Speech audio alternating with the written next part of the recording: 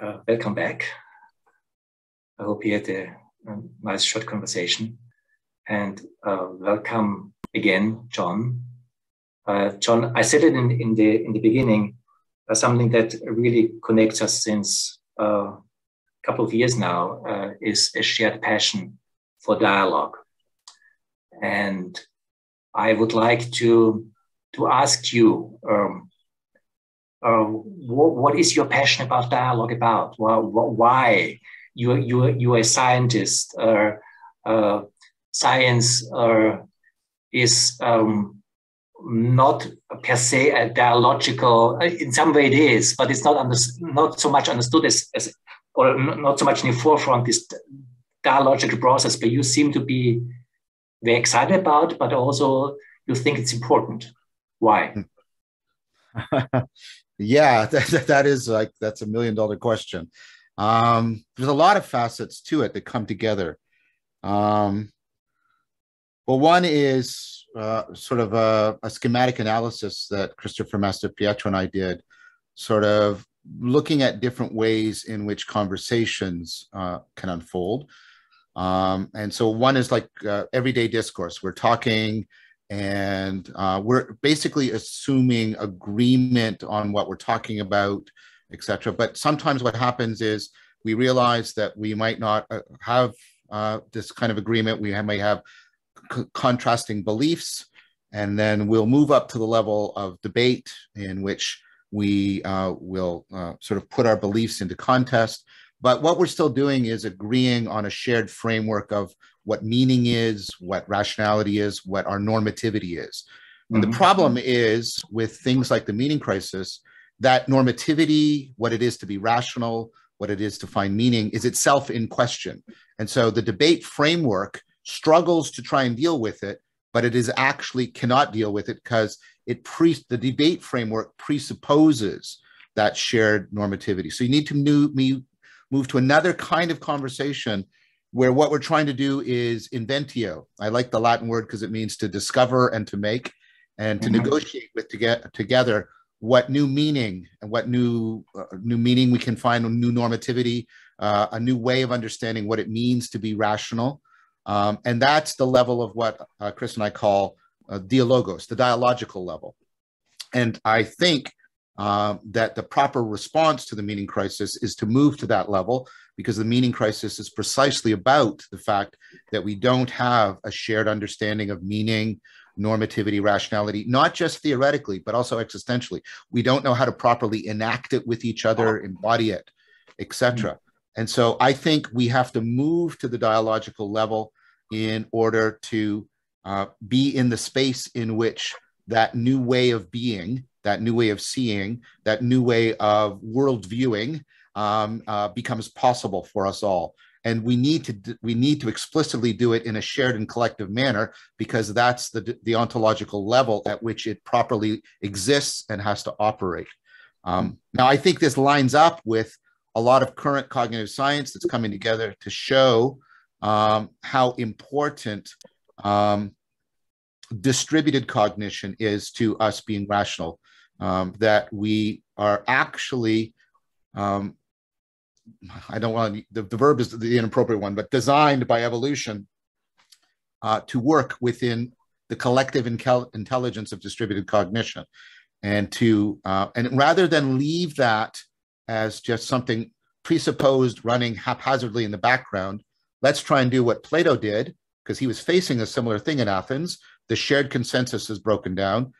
And so Socrates is saying, well, let's rise to the dialogical level and let's foreground that collective intelligence, and let's educate it, educe it as much as we possibly can, so we have the best possible chance of transforming that collective intelligence into the collective wisdom that we need to address the meaning crisis. So sort of a cognitive science angle and something that came out of the meaning crisis came to the fore for me. And then, of course, I was doing the practices, many different dialogical practices, and I was starting to see something very important happen.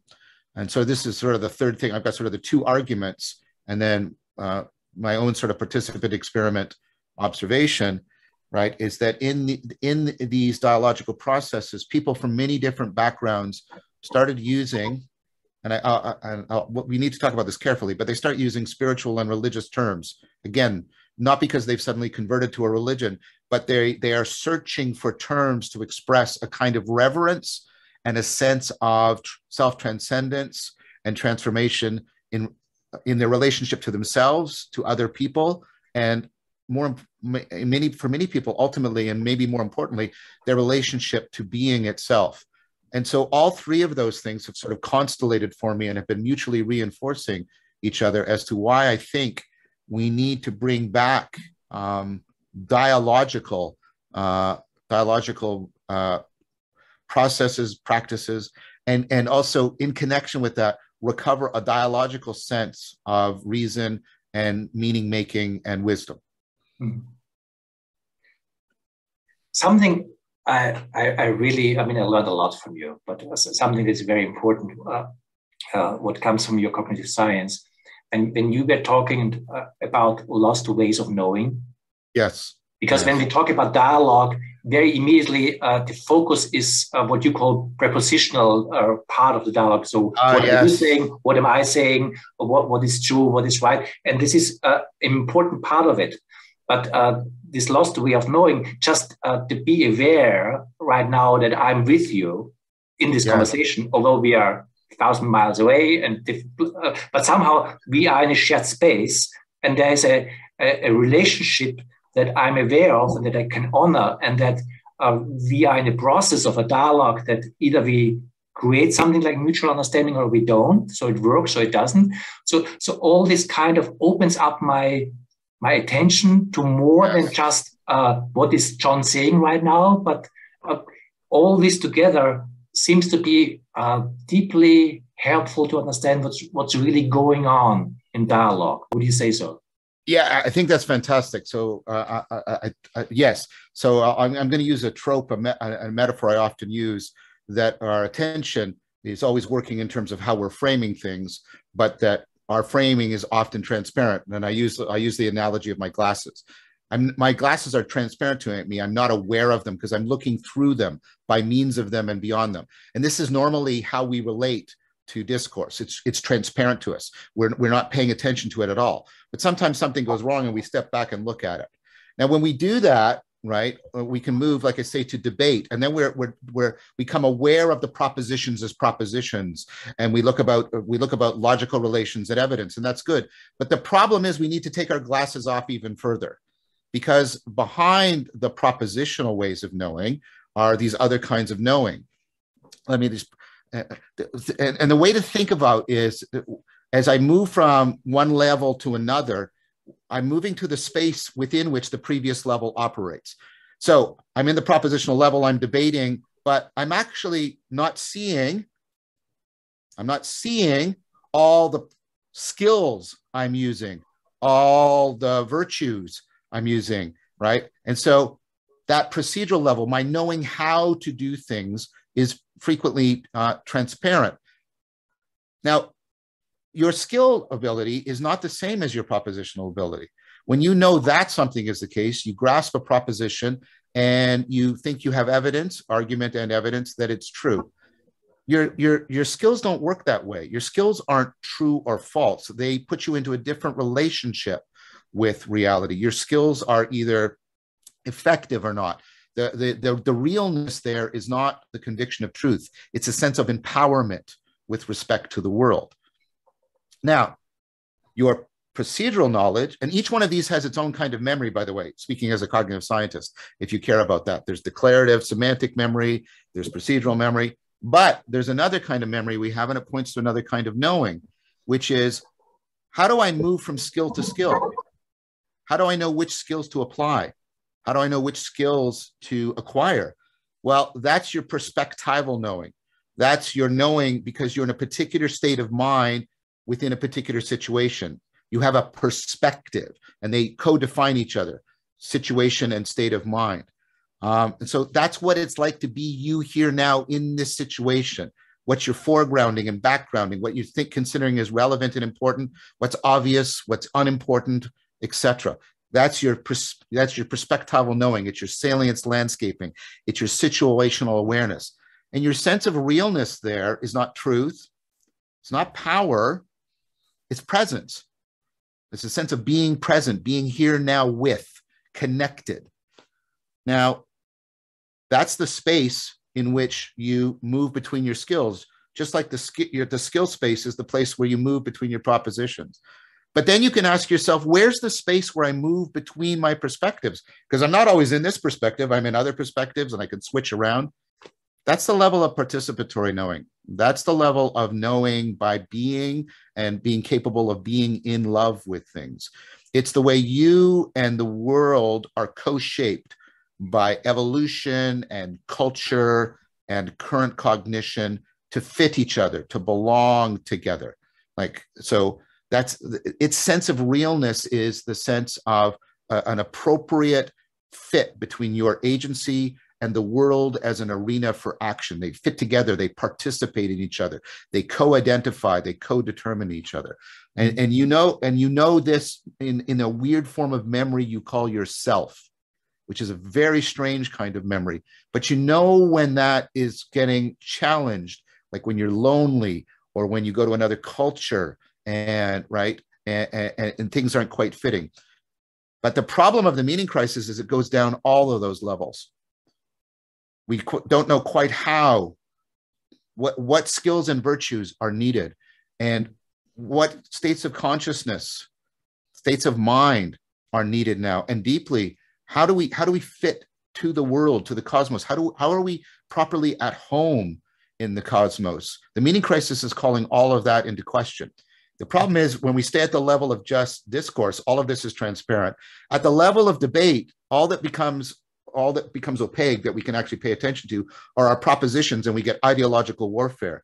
We have to drop below that. We have to drop to these deeper spaces, the perspectival, right? The procedural, perspectival, and participatory spaces, because those are the spaces in which meaning can be made, in which we can undergo the individual and collective transformation that is needed to get us to fall in love again, to get all of these forms of knowing and their corresponding senses of realness to align and mutually afford, rather than being discordant from each other, or we're unaware of them or appropriately related to them. And because of what I said earlier, Dialogos is the place in which we can, although we're using propositions, we become aware of the procedural, the perspectival, and the participatory. We bring it up and we involve it in its evolution as we together try to refit ourselves to a fragmented sense of self, fragmented sense of community, and a fragmented sense of world. I mean, a simple way to understand that, at least the way I make sense out of this. Please, maybe I'm saying too much. I'm sorry. No. That's great. It really sets a lot of context. It's just a simple conversation like this. When I experience a conversation with you meaningful, I don't just mean my intellectual propositional, oh, it makes sense. It means something is happening between us, all of us here, that I experience as being meaningful. That there's this part of, it makes sense, all that, but there's something which you also sometimes talk about. In fact, it's a very important part. There's a form of home. Yes. And I don't mean anything else, that somehow I feel at home in this moment, in this conversation with these people. I don't even know exactly what I mean, but I can identify it as, there's something that feels meaningful, that feels home, that makes sense. And if you ask me exactly what it is that does this to me, I'm not able to say that. But that means that in the dialogue, in being together, something happens on so many different levels that also, if you call it, or if you relate this to the meaning crisis, that in a meaningful conversation, there is a seed of an antidote to the meaning crisis, just because people meet. Yeah, exactly. That's well said.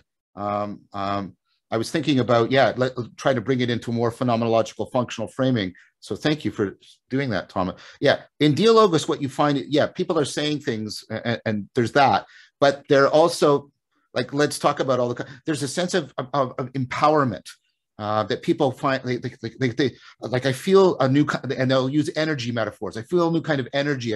I feel a new kind of capacity. Some people talk about they discover like an organ of the mind that they didn't realize they had, or some capacity. So there's the empowerment part.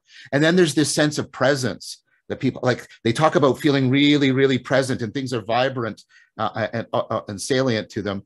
And then there is, at the participatory level, I often hear people reporting that they've discovered or recovered, and they're not quite sure which it is, a sense of intimacy. And it's not sexual intimacy, and it's not familial intimacy, right? And it's not even friendship. It's maybe closer to fellowship, but this new kind of intimacy. And it goes not only to the other person, but with themselves.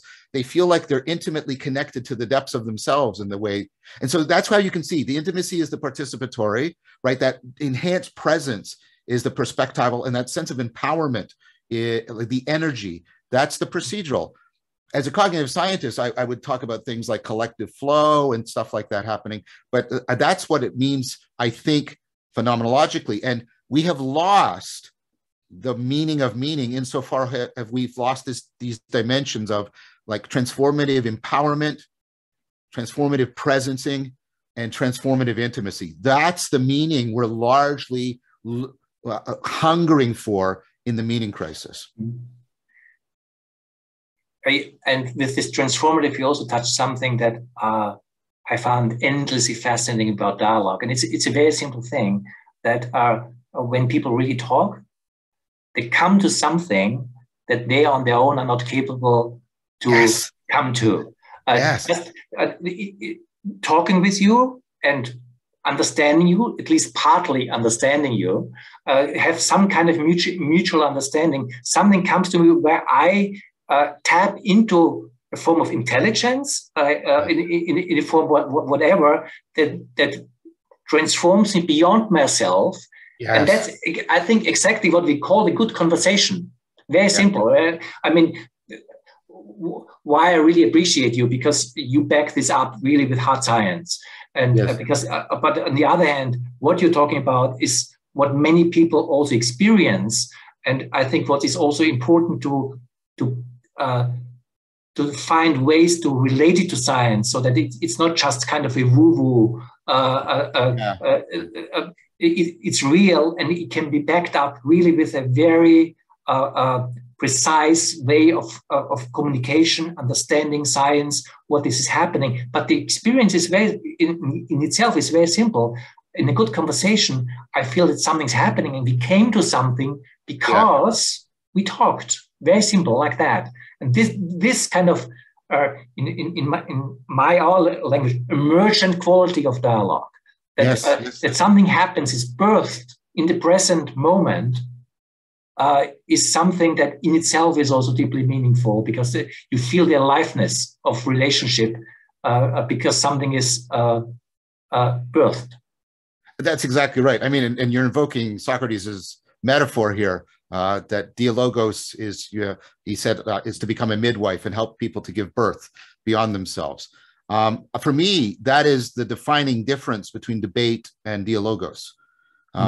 So one of the things I ask people to look for, as you just mentioned, is if you and I both get to a place where we couldn't get to on our own, that's that. Notice how that involves a kind of empowerment. It also involves being able to be present in a place I couldn't be. And it also involves a transformation of a sense of who I am and what I can be. All of that, right, comes in that emergence. But if you and I can each get to a place we couldn't get to on our own, that's a distinguishing difference between Dialogos and debate. Debate is often zero sum. I am trying to crush you and eradicate you, and my position is going to remain and hold the field. And notice I'm using military metaphors because they are imbued in the debate framework. Debate is needed, like when you have theoretical competition in science. But like I said, when it doesn't have that capacity to create that co-emergence that takes on a life of its own. For me, and hopefully we can get into that. That's what I mean by logos, is exactly that capacity for everybody involved. And what's really powerful for this, and this is again how it's different from the rules of the debate level, right, is in Dialogos, because I have Dialogos all the time, people can simultaneously experience this movement in the sense they have both got to a place where they couldn't get to on their own. They have been able to really inhabit and live the view of the other and see it. Doesn't mean they've come to agreement. They don't have to come to agreement, because debate either says victory or agreement. Those are the two options, right? Dialogos it transcends that, because it says no. We don't have to identify all of our propositions. What we have to do is recover our shared commitment to a process of collective intelligence, and that is a different kind of commitment. Allow me to use this to come also to the title of this event, yes, that you have chosen.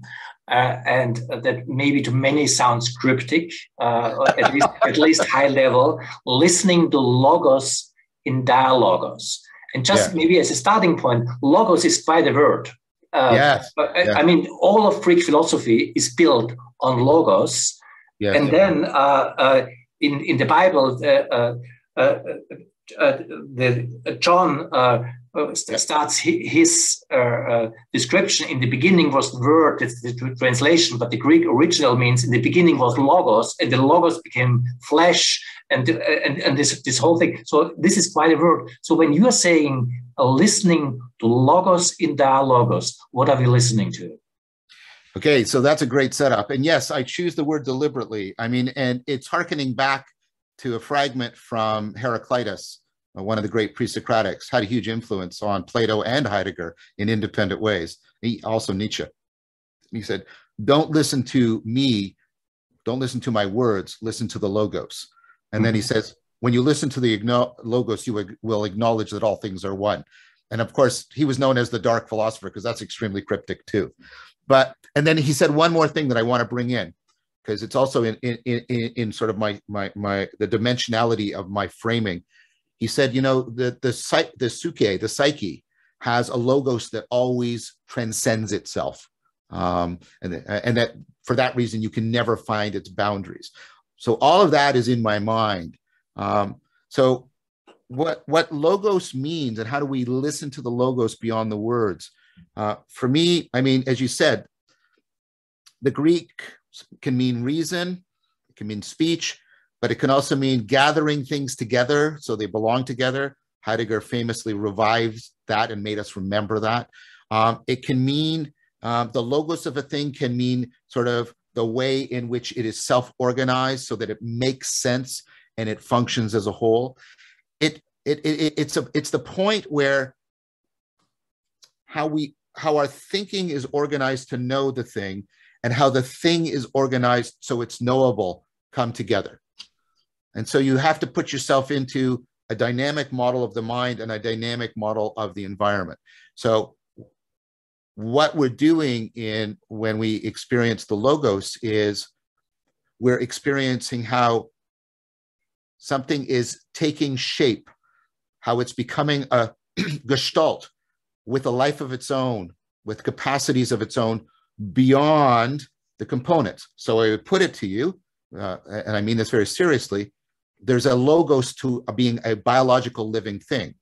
All the parts, right, come together and become deeply interdependent.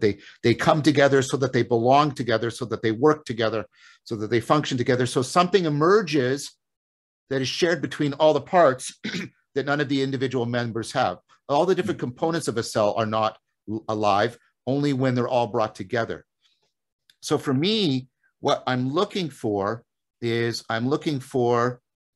something that takes on a life of its own within speech, and that is leading speech beyond itself, the logos that transcends itself. So something we're talking, and you listen to the language we use. The conversation took on a life, like a living thing of its own. It becomes self-making, self-transcending, self-growing. But that's not chaotic or haphazard. It's it's that flowing coherence of a living thing, right? It starts to take on this life of its own, and what it does is it continues to disclose more and more intelligibility. We understand more. We have more insight. We get new skills. We come into right relationship. That's what the logos is. And for me, what I would be arguing, the argument I'm trying to make, you don't care what for me, the argument I'm trying to make is that is the core notion, that is the fundamental notion of what reason is. Rationality comes from ratio, which was a proportioning, a ratio, which was a way of translating logos, but we have lost all of that dynamic vitality and the way it's self-organizing and self-transcending, the way it's generative of constantly new intelligibility. We've lost that because we've taken one translation of the word logos. What is one translation of the word logos? Logic. The word logic comes from logos, and we have reduced logos to logic. Logic is a proper part of logos, but it is in no way the identity. And so recovering the logos is to learn how to participate in, how to get yourself into the right fittedness state of mind, and to cultivate and apply the right skills so that you and I afford this continual co-emergence that literally makes sense. And I take it that is the key thing that we are needing now, so that the idea of meaning and the idea of being rational are no longer opposed to each other or are considered antithetical, but we recover inventio how they are deeply interwoven with each other. There's one thing I would like to put our attention to. You implicitly said it, but I think it is something that really is important here. When you were making this point of listening to logos in Dialogos, you're not saying listen to my logos or your logos or her logos, or his logos. You're saying listen to logos. Yes. But our highly individuated perspective in the way we perceive world makes it hard to perceive it in this way, because usually the way I look or we look is so does make John make sense? That's kind of my understanding. Or do I make sense? Does she make sense? And then do we kind of create something together? But the way you're describing it is there's something we are participating in that has its own life as a whole, where we already are not separate. So this is a kind of a direct attack also on our idea of separation. There's a particular idea of individual. I don't want to talk against individuation, but there's something we in our work called trans-individualist, where basically you need more in order to bring it to a different level, but that also transcends this particular sense of separation in the individuation, where we acknowledge that something is alive between us as we are talking, and obviously it's happening also in the noosphere as we are just, we are seeing each other, but we are very much moving in language here as we're doing. But it's one aliveness, meaning, participation, movement, birthing field that we are working, living, participating together, that is undivided. Yes. And mutual understanding, I would say, is the recognition that we participate in this. But in that sense, we already go beyond our hyper-individuated self-sense. It's so much part of our postmodern understanding. I am lost alone in the world here. In fact, if I'm really with someone or something, I cannot say that because I am already aware that something different is going on here. So let's pick up on that. I think that's beautiful. I mean, this is where the cognitive science can come in. First of all, you made the Heideggerian point, which in some ways goes back to Plato. I don't know if Heidegger would like that, but you and I are not the authors or the authority of language. I didn't make the language we're speaking, neither did you. And At most, I participate in the fact that that language is constantly evolving. We're not talking the way people talked 200 years ago, and you're not responsible for that change, and I'm not. But I participate in that ongoing evolution, and it's deeply, deeply inside of me. Or your individuality. Let's do your individuality. Well, my individuality, and you do Rousseau, and I'm aware of myself. How did you become aware of yourself? Vygotsky, right? I have the ability to take a perspective on myself by first interacting with you dialogically. The child is acting with the parent, and the child takes the parent's perspective on the child's perspective. The child imitates the parent. And so the parent has a perspective other than the child.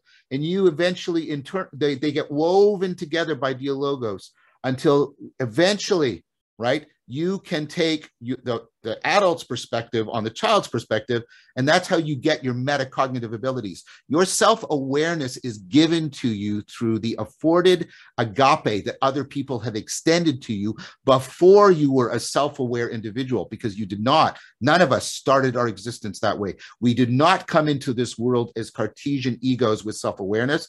We came into this world as animals hungry for culture who had, through dialogue and dialogos, have internalized other people's perspectives so that we become self-aware. The Cartesian perspective has it exactly the wrong way around. We are always, and this is why the logos is in John at the beginning, because John is also the person who said that God is agape. We are dependent on that. And agape and logos are bound together in John's gospel and his epistles, right? Because we are dependent on that. Like, I only have acquired my ability to transcend myself by indwelling you and allowing you to indwell me. That mutually affording indwelling that reciprocally opens, it opens me up to myself, opens me up to the world, and opens you up to me. Those are all bound together. They're inextricably bound together. And we're doing it right now. We're doing it right. The reason why we care to do this is because we intuitively know this. Like, that's why this is why you always want other people to understand you. You want to see if your perspective is shareable, because it's a primary way in which you realize, in both senses of the word, yourself. I mean, this is why, think about it. If you've seen it, I hope you've seen it. You know, Tom Hanks, Castaway. He's alone on the island and he has to make an interlocutor. He has to take a soccer ball and imaginally treat it as a dialogical partner, or else he will go crazy. That's not just a fictional, conceit. That's a deep truth about our human reason. Human self-awareness is not monological. It is inherently dialogical. And remembering that in the deep sense, I totally agree with you, Thomas. But it's not enough to say that. It's not enough to love somebody to say the words, I love you. You have to cultivate skills and virtues. You have to learn how to be present with that person. You have to learn to indwell them and allow them to indwell you in a participatory fashion. Right? That's what we talk about. That's why we use falling in love, because it's not something you do, it's something you participate in. Right? We have to remember into the guts of our being. We have to remember that takes us back into before we were these Cartesian selves. We have to remember who we are. And that's what Dialogos helps us do. We are bound deeply to each other in a profound and inescapable fashion. Allow me to bring this to a context of our civilizational crisis that we are in right now, which very much is a situation of fragmentation. Yes. And kind of exceeding kind of not understanding, not even listening to each other, and all what we know. And I understand that something really it's very dear to my heart, that I understand Dialogos as a spiritual practice of the open society. And I don't mean a spiritual practice in the open society. I mean a spiritual practice of the open society, because there's a miracle in that we can come together in our plurality with our different contexts, in a small group, but also in big groups and in societies, and are engaging with each other where mutual understanding is happening, where logos is showing up, where there's something like, oh, this is meaningful, although I don't understand really where you come from. There's so much, but still we meet. There's this we meet that is not just a mental propositional thing.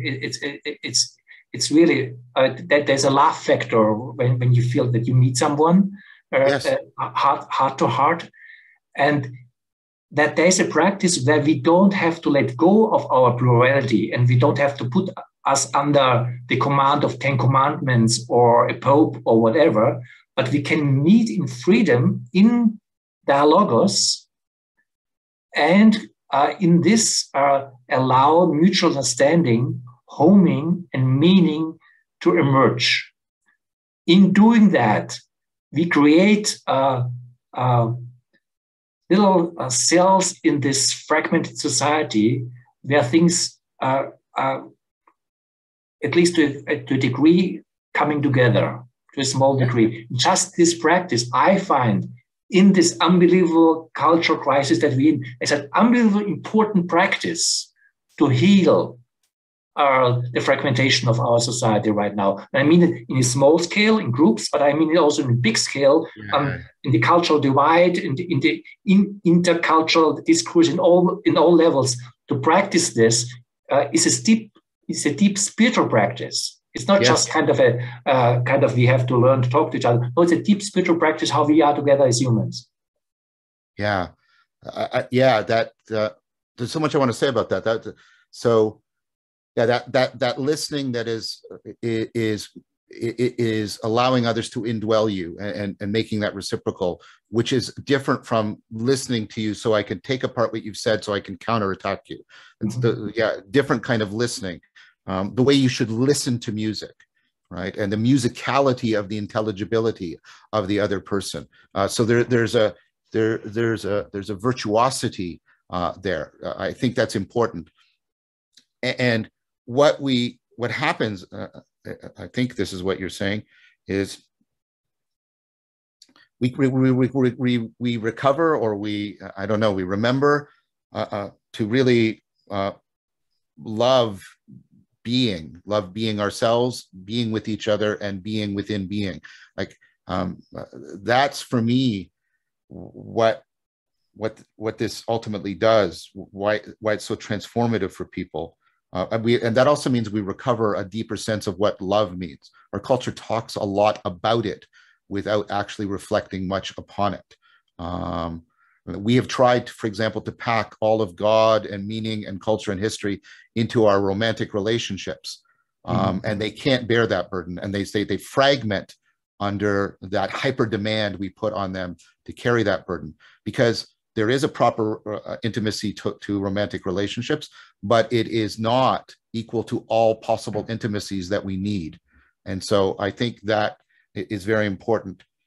I think this idea, right, it is, I think you're right. I mean, I don't think we're just Socrates. I don't think we're just giving birth to each other. I think we're giving birth to a new culture, a new way of being and seeing. This is what I mean by steal the culture. I don't mean a political revolution or an economic transformation or the way we have thought to try and change things. I mean much more like what the early Christians did within the Roman Empire. They created new ways of agape and logos, of being together and of being in the world and seeing, and they grew and they grew and they grew and they grew communities and communities of community until another culture was possible, a culture that survived the collapse of the Western Roman Empire and bore the possibility of a new and different civilization. That is exactly the level at which we need to meet and to make together. And so there's this, and notice how difficult it is for me to say this without sexual overtones, but we're kind of relearning how to make love, but at the level of fellowship. that is what the Christians did. I'm not advertising for Christianity. You can put on my tombstone this, neither nostalgia nor utopia. That's on my tombstone, right? I'm not doing either one of those. But what I do think, I'm trying to figure out, what happened in the Axial Revolution, what happened in, the collapse of the Western Roman Empire. How did people move from one civilization to another? Because I believe we are on that kind of cusp. And that the meaning crisis is exactly, and there's a lot of people from very different perspectives that are coming to this conclusion. And so I think we're on the cusp of that right now. And so I think in a profound way, and I hope you can hear that in what I'm saying, Dialogos is how we steal the culture. I think of Dialogo, I think I use the term Dialogos as the phenomena, and then I use dialectic for whatever practices we get for getting into the logos. Because if we think we're building the logos, then it's not the logos. It has to come of its own accord and take on a life of its own, or it's not the phenomena we're talking about, right? But I think of that as the meta practice that helps individuals or smaller groups collect, create, and curate their own ecologies of practices by which they can address the perennial problems that face us. We face perennial problems of alienation, absurdity, anxiety, etc., self-deception, self-destructiveness. We need ecologies of practices, mindfulness, movement practices, etc. We need these ecologies of practices to address the dynamics of our self-deceptive behavior, but we need a meta practice that curates, creates, coordinates, vets ecologies of practices. And I propose that dialectic into Dialogos is exactly that meta practice. And it's really, I mean, when you came up with this term "stealing the culture," that's something that not only me, many people responded very strongly to the term, but I'm one of them because. And it may be romantic, I don't know, but there's something that what I see potential in this that has really significance for our times. Yeah. It's not just that, wow, dialogue is a great practice. I really see what you call an ecology of practices, that this has the potential to weave us, with us, I mean society, together from all different places in all different ways, just by places where mutual understanding is practiced, and out of that, logos shows up. Yes. And I also like that you make the point: we don't make logos. Logos shows up, and we can logos reveals itself through our dialogue. But there's something bigger going on that we also have, if I may say so, submit to. And it's easy to get into kind of religious terminology in that, but I really feel that these dialogical practices, and I think it's also good and important that there are many of them. That there are different ways, and there are also different ways in the sense that some are kind of language-oriented, body-oriented. There are a lot of dimensions going on, and they have to create a whole environment also of richness of experiences and practice that can do that, and have to create a dialogue of dialogues in how we do this. Beautiful. And just very simple, for me, this is a place of hope. This is a place where I'm inspired, where I think that something can happen out of that. When you say sometimes I'm not looking for a French revolution, I'm looking for the revolution of the Axial Age. And you mean yes. You mean what happened with the Christian practice forms that transform our individual subjectivity, our understanding, becoming a person in a way that we haven't been before. That we can engage in this kind of practice in all different ways in order to transform how we can be together human. That was beautifully said. You said it better than I did. So thank you for that. That's exactly it. And what's so interesting for me is the deep scalability, the deep connectedness. Right now, and appropriately so, we're reaching up into the level of cultural transformation. But it also goes deep into the innermost aspects of yourself, you know. And they asked Antisthenes, what did he learn from Socrates? And he said, I learned how to dialogue with myself. And that sounds like, well, most people went like, what? I talk to myself all day long. But that's the point. Again, you're inherently dialogical. You're talking to yourself all day long. But when that gets locked into this individualistic, isolated Cartesian, you know, framework, the John Locke, I'm trapped inside, right? That becomes what we know it becomes. It becomes rumination. It becomes a self-destructive, self-enervating kind of thing that we get caught up, and we can feel that how it takes on a life of its own, but in a negative way. It's almost like a parasite. It spins and gnaws away. We get into anxiety spirals and depressive spirals and all kinds of rage spirals. We get into these. But imagine the opposite. Imagine if you were swimming in the seas of Dialogos, and instead of that rumination, you were able to dialogue with yourself as if you were talking to a beloved good friend and in the best possible conversation. Think about what that would do to who you are, how you live your life, how you could be liberated from all kinds of distress and disorder and loss of agency. So for me, why it feels religious is simultaneously it does what religions do when they're working well. It reaches into the core of the human being and promises radical, going to the root, but also our sense of radical transformation, but also in sync with fractally participating in the possibility of a transformation of a culture that gives birth to a new way of being. That is rational hope.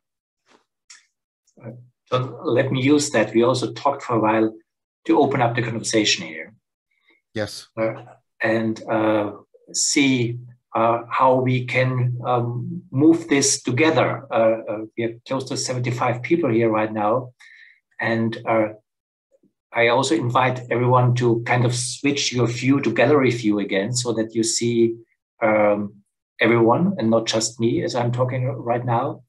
And the way we do that is a free flow. So you can unmute yourself. It's an open forum. If you prefer to raise your hand so that we can call you, you also can do that. I would like to ask you, though, to be very respectful, so because we are a big group here, and it is it takes attention to stay together in this conversation. But at the same time, it makes it much more alive if we just can try to dance together, this big dance. And when you want to come in with a question or a comment, or please feel free. And I'm sure John is very willing to respond to you, and I want to be part of this too. I would like to do this maybe for half an hour, and to do the break. Then we will do then a 50 minutes breaks, because at some point we also need a break. But I would like to have this conversation, all of us, maybe half an hour. If it gets too long, we'll see. So whoever wants to start, this is a free flow. Please, you can unmute yourself, you can raise your hand, and you can come in. John and I said a lot from our perspectives. Where do you want to go from here with that, what we brought here? I fear I might have gotten too passionate too. I hope I didn't come across as too loud or aggressive. I hope it came across as entheos, like being possessed by the god. I get very participatorily passionate about this, precisely because of the promise of it that Thomas spoke of, and the urgency of the situation we're facing. Looking at the faces, I don't have the impression that people feel that this was too intense of passion. But whoever, please, who wants to open this dance?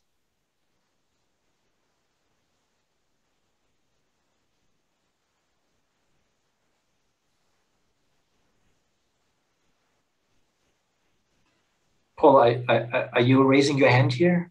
I was indeed. Okay, great. So please. Well, I'm awash with questions, but I want to start with a fairly simple but large question. Namely, that John spoke of what emerges from dialogue being an invention or creation, but he's also spoke of the logos as being something which is independent of the participants. Mm-hmm. So seems to have a kind of Platonic objectivity to it. Mm-hmm. Mm-hmm. So I'd like to hear what, if anything, he has to say about the relationship between the creative and the discoverential. Yeah. Nature oh, sorry. The nature of the process. I had just got stuck. Go ahead. So thank you, Paul. I mean, that's why I deliberately use the word inventio, because it conveys both creation and discovery. And that's why I kept invoking, and this is, goes back to, some of D.C. Schindler's excellent work on Plato as well. And so where I picked that term up was Carey's book on Augustine. And Augustine writes the Confessions. And so he seems to be inventing something, but he seems to be discovering also the possibility of what we call the autobiographical self. Is he discovering it? I mean, that's not quite right, because he's not separate from it and outside of it, because it involves a transformation of himself and of other people. Is he merely inventing it? No, it seems to somehow be a real potential that was being actualized in the writing of the Confessions. It's a genuine self-actualization, a genuine self-transformation. And of course, that's the paradox of any act of self-transcendence. If I merely make it, I'm just extending myself and there's no transcendence. If it's just new and imposed on me from the outside, it may transcend me, but it doesn't involve myself. This is the paradox of self-transcendence. Somehow I am drawn beyond myself, but deeper into myself. And that is part of the paradox of reason itself. Look, if reason is ultimately not about just being logical, which I think is too limiting, but a capacity for self-correction and self-transcendence, which is, I think, the more ancient model of reason, then it is properly enmeshed in that very paradox of self-transcendence. And so that capacity we have to transcend ourselves while making ourselves is exactly what I think is being invoked when I talk about the logos. We participate in it. You're familiar with this. This is also love. Do you just create it? No. Like, do you just discover it? No. Like, you find yourself with participating within it, and making it, and also being made by it. You do it. We do it with language. Where do we make it? No. Do we just discover it? No. We're always participating in it. All of these things, ratio, language, love, they're all logos-like. They all have that feature.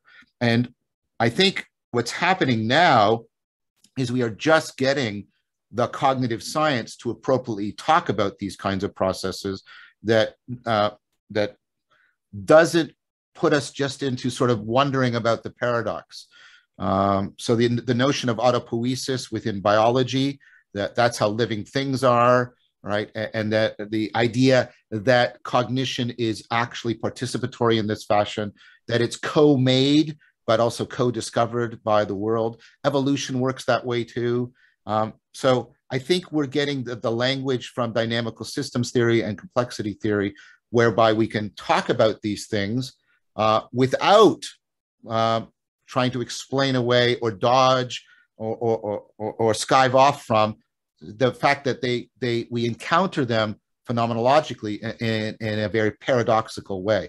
And so I want to both be true to the paradox that's disclosed in the phenomenology, but also propose that it can be explicated and explained well within the theoretical machinery of cognitive science. And so I'm trying to invoke both of those sides when I'm talking about the logos in this fashion.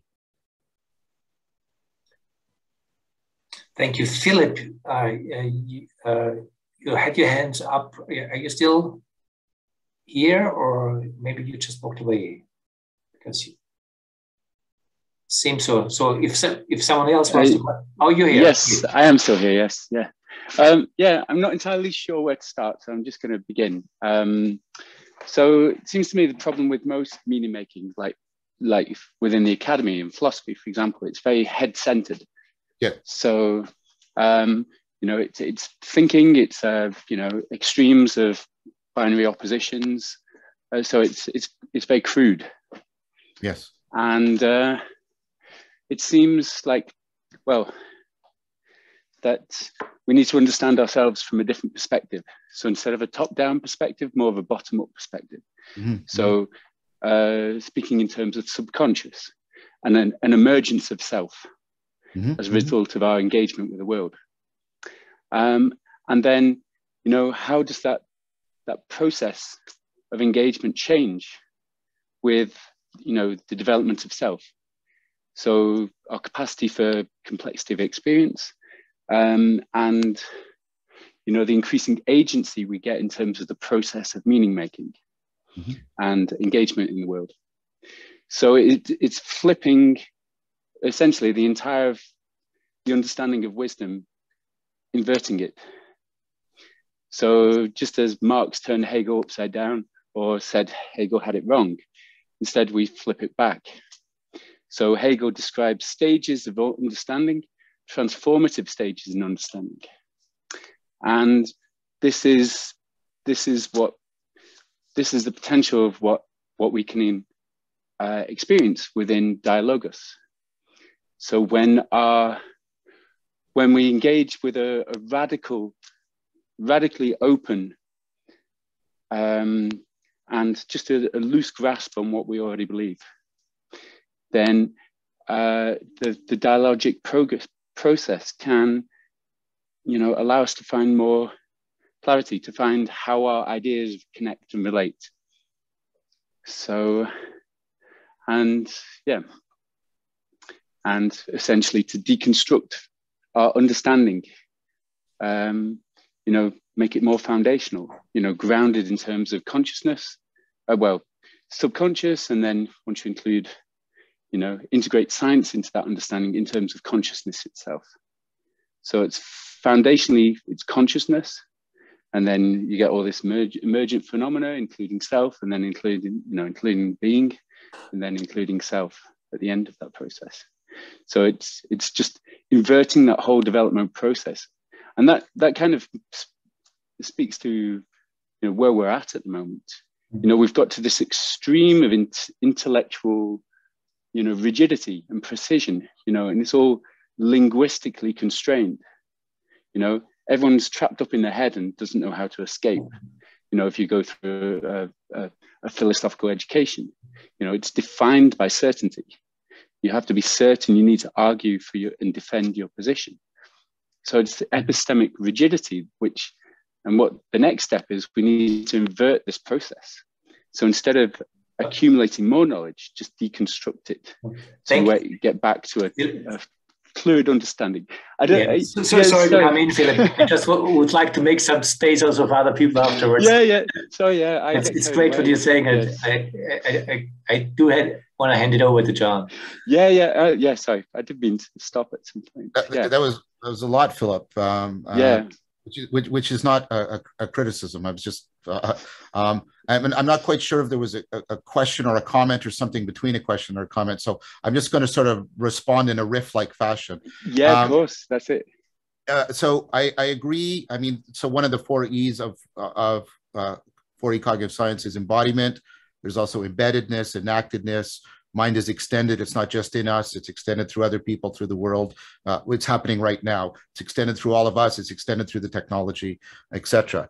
And so there is that inversion that you talked about, and getting out of the monologue and the monological model of the self and of reason. I think that's really important.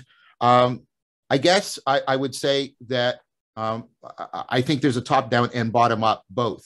And what we need, sorry for, this is not intended to be a pun, but we need a dialogical relationship between them.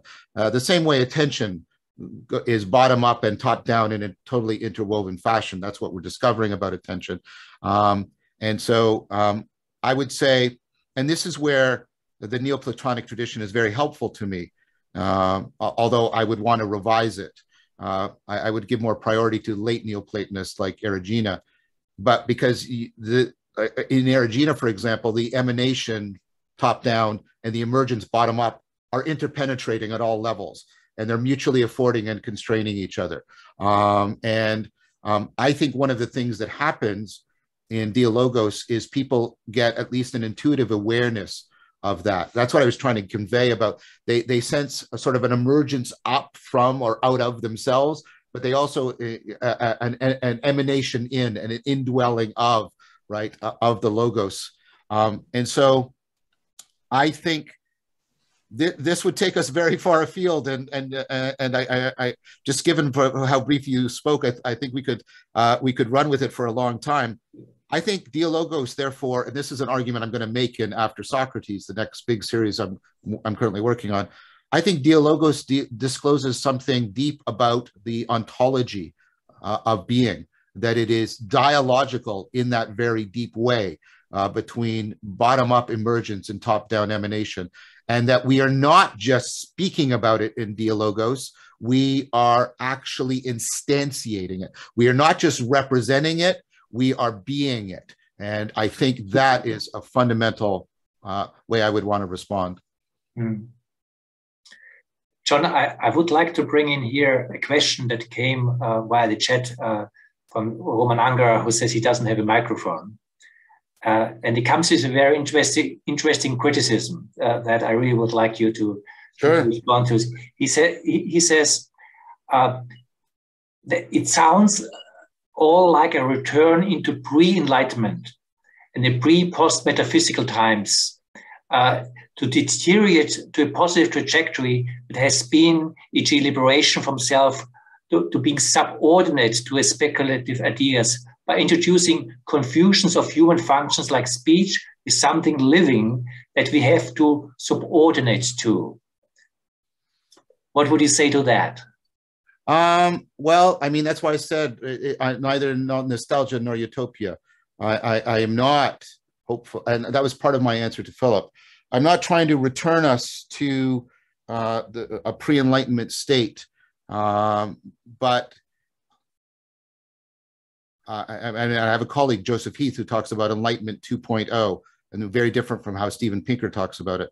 I take it that what the Enlightenment was supposed to be about was an enhanced self-awareness that enhanced our capacity for self-correction and self-transcendence. That's why they invoked the notion of enlightenment, which of course is ultimately a Platonic notion. It comes out of the Republic and coming out of the cave. And we were coming out of the cave of the medieval worldview. I hope what I'm proposing is something else. I'm proposing to recover what was lost and deepen the self-correction of the Enlightenment. I think that is actually the best way of understanding what is going on in at least the postmodernists that I've read, especially Derrida and Foucault, is that the Enlightenment has been subject to a criticism of itself. And so I'm not proposing a return to ancient Platonism or anything like that. I want a postmodern, post-nominalist, post-nihilistic recovery of what is still viable for us now. I'm talking about acceptation of what was in the past into a new form now. But again, on the other side, I'm not proposing that I have a utopic vision and I'm back engineering from that in sort of a Marxist fashion. Mm-hmm. What I'm arguing for is to recover what I think was best about the Enlightenment, but not ignore all of the postmodern critiques of secularism and modernity that have come to the fore.